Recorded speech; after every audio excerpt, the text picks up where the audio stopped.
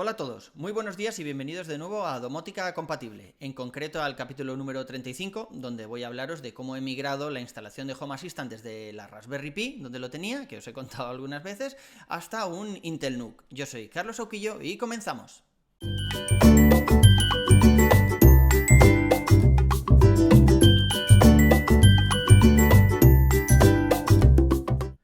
Sí, vale, ya sé que estoy un poco cansino con Home Assistant, cuando en realidad se supone que soy fan aférrimo, fan a muerte de HomeKit, pero es que la verdad es que funciona muy bien. Empecé como una prueba, quise poner todos los dispositivos, ya lo sabéis,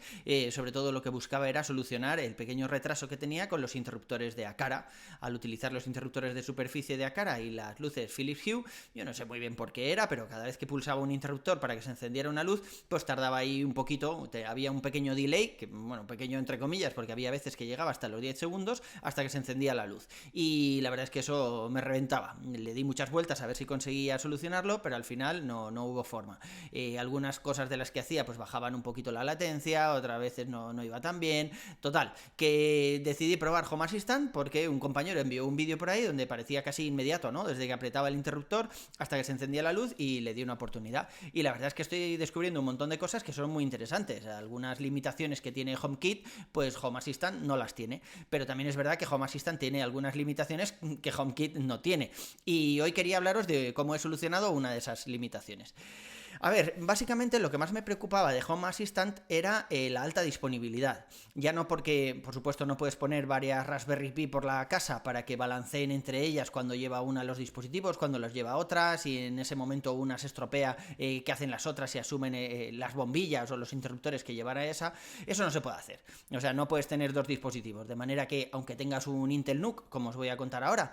o una Raspberry Pi, si casca, está jodido.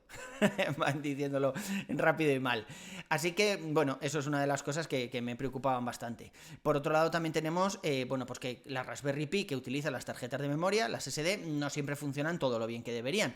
Con el tiempo, la Raspberry Pi pues tiende a corromper los datos que hay en esa tarjeta y tienes que reparar la tarjeta y volver a instalar todo lo que había dentro. Y ya veis que son factores bastante limitantes.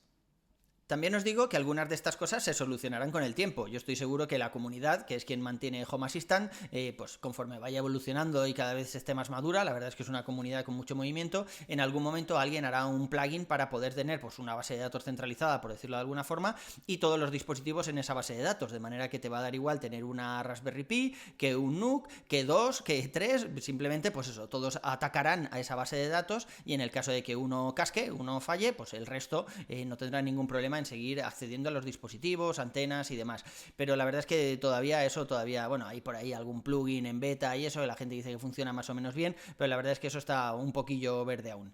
Así que tenemos que seguir contando con las limitaciones que tenemos. Ya sabéis que Home Assistant crea muchos logs, todos los eventos se guardan en esa base de datos, en esa tarjeta en este caso, y claro, eso al final hace que la tarjeta esté todo el rato leyendo y escribiendo y acabe cascando. A ver, si tienes una API, tampoco es algo que te preocupe mucho, porque, joder, simplemente tienes que tener una copia de seguridad, un backup y otra tarjeta, de manera que si esa casca, bueno, pues metes la tarjeta nueva, restauras backup ahí y a funcionar, ¿no? Pero, ¿qué pasa? Que esto te lleva unos minutos. Cuando te das cuenta de que es la tarjeta lo que está fallando, que se ha corrompido y demás, pues tienes que sacar la tarjeta, meterla nueva, por supuesto tienes que tenerla, no vale llamar a Amazon, que por muy rápido que te la sirva, pues claro, vas a tener un rato ahí en el que no va a funcionar nada, y ya os digo que esos minutos, en mi caso por lo menos, se pueden hacer angustiosos mientras mi mujer está ahí con la zapatilla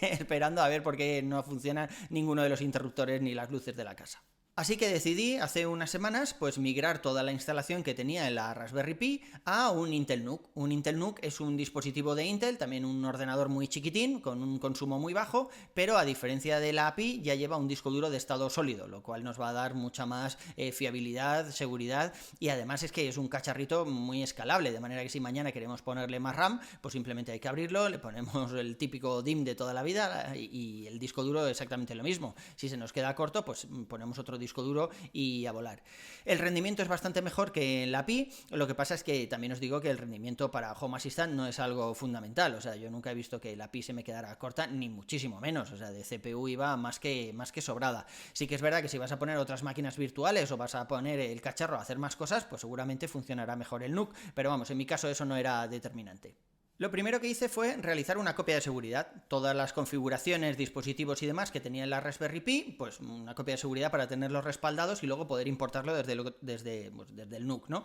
Para hacer esta copia de seguridad utilizo un add-on que lo que hace es grabar toda esa copia de seguridad en Google Drive, de manera que lo tienes en la nube siempre disponible. Alguno de vosotros me habéis comentado que era mejor tener Home Assistant en una máquina virtual. Es verdad que si lo tienes en una máquina virtual, pues puedes copiar toda la máquina virtual entera, hacer un snapshot, guardarlo en la nube o donde tú quieras y luego la restauración es mucho más rápida. Pero en mi opinión eso era meter una capa de fallo más, porque sobre la API en este caso pues tenemos que meter el hipervisor, que lo que hace es que luego podamos levantar máquinas virtuales y en realidad es que no iba a utilizar el dispositivo para nada más que no fuera Home Assistant. Así que he pasado de toda esa virtualización, de toda esa capa de virtualización y he instalado Home Assistant directamente como sistema operativo, lo cual, bueno, me ha llevado un poco más de faena, pero la verdad es que para copiar de seguridad y eso no me implica, o sea, está funcionando perfectamente bien. Respecto al add-on ese que os comentaba antes, se llama Home Assistant Google Drive Backup. La verdad es que funciona muy bien porque lo puedes programar y te olvidas completamente de la copia de seguridad. Además te hace dos, una en local, por si en algún momento no tienes internet o lo que sea, y luego la sube a Google Drive, o sea, la tienes por duplicado. Y ya os digo, o sea, funciona muy bien. Yo lo tengo programado para que haga una copia de seguridad por la noche, cada día, y además, pues eso, cada vez que voy a hacer algún cambio extra o algo así, pues hago una copia manual, me espero hasta que se sincronice y ya está. Como os podéis imaginar, pues ese backup lo sube a nuestra cuenta de Google. Hay que darle ahí las credenciales y unos permisos y demás, pero vamos, en principio es completamente seguro. Yo no he visto así nada raro, ningún fallo, ninguna vulnerabilidad ni nada. Y ya os digo, tienes todos los backups ahí en tu cuenta de Google Drive y es súper cómodo para esto. Una vez que ya tenemos la copia de seguridad, pues claro, hay que hacer todo el proceso de instalación sobre el Intel NUC. Y aunque en la Raspberry Pi fue muy sencillo, porque fue coger la tarjeta de memoria, la SD, y bajarte ahí la imagen, y en cuanto lo metes en la Pi empieza a instalarse solo, y en unos segundos lo tienes instalado, en el NUC no es así, exactamente. En el NUC necesitas crear varios USBs, unos de arranque y demás, para poder clonar esa tarjeta de SD en el disco duro de estado sólido. Necesitamos por ahí Clonecilla o alguna aplicación similar. Os voy a dejar en las notas del programa un enlace con un foro que he seguido yo, bueno, un foro más que un foro, es un tutorial de una página web donde se ve todo paso a paso y además nos explican también cómo actualizar la BIOS, que ya que vamos a tener el cacharro funcionando durante mucho tiempo, pues eso, cuanto más actualizada se encuentre la BIOS, pues mejor, luego no va a ser fácil actualizarlo y reiniciarlo y demás. Una vez que ya lo tenemos instalado, ya os digo, con varios USBs, en mi caso 3 necesité, uno para la imagen de Home Assistant, otro para el firmware este de la BIOS, este era muy pequeñito, no había que hacer nada raro, y otro para Clonecilla, que era el que se encargaba de copiar todo entre la tarjeta de memoria, el USB, el disco duro de estado sólido, todo un poco de lío. Pero bueno, ya os digo, es cuestión de 10 minutos, es leer el tutorial que os comentaba, que dejo en las notas del programa con un poco de cariño y ya está, y simplemente con eso pues lo podéis hacer. Y una vez que ya lo tenemos todo instalado, pues hay que hacer la restauración de la copia de seguridad. Nada, lo mismo, muy sencillo, simplemente hay que ir a nuestra nueva instalación de Home Assistant, poner el add-on que comentábamos antes y desde ahí hacemos la restauración y ya le pone la misma dirección IP y todo. Por cierto, hablando de la misma dirección IP, acordaos que en el router tenemos que reservar esa dirección IP para el nuevo dispositivo, porque si no, bueno, pues puede fallar redirecciones de puertos y demás que tengamos hechas en el router. Con la copia de seguridad ya restaurada, lo que hice fue coger el dangle USB, este que utilizo yo a modo de bridge para tener todos los dispositivos Zigbee conectados a ese dangle. Ya sabéis que no necesito ni el bridge de Aqara ni el bridge de Philips Hue, sino que utilizo el propio USB para simular ese bridge universal para todos los dispositivos. Bueno, pues lo cambié de la Pi al NUC. Y ya está, simplemente, no había que hacer nada más. Así los dispositivos iban a buscar el mismo punto de acceso, o sea, el mismo concentrador Zigbee, por el mismo número de serie y todo, para ellos iba a ser completamente transparente. Y bueno, pues también podía haber comprado otro, pero en ese caso tenía que haber migrado todos los dispositivos. O sea, dije, nada, vamos a hacer una parada de emergencia de la Pi, quitamos el USB, lo pinchamos en el NUC y que sea lo que Dios quiera, vamos a cruzar los dedos. Y bueno, los tuve que cruzar varias veces, porque en el primer reinicio no funcionó. En el primer reinicio sí que reconoció bien el dangle, el USB, el Zigbee, se levantaron todos los servicios, pero sin embargo los dispositivos decían que no había una ruta clara hacia el host, ¿no?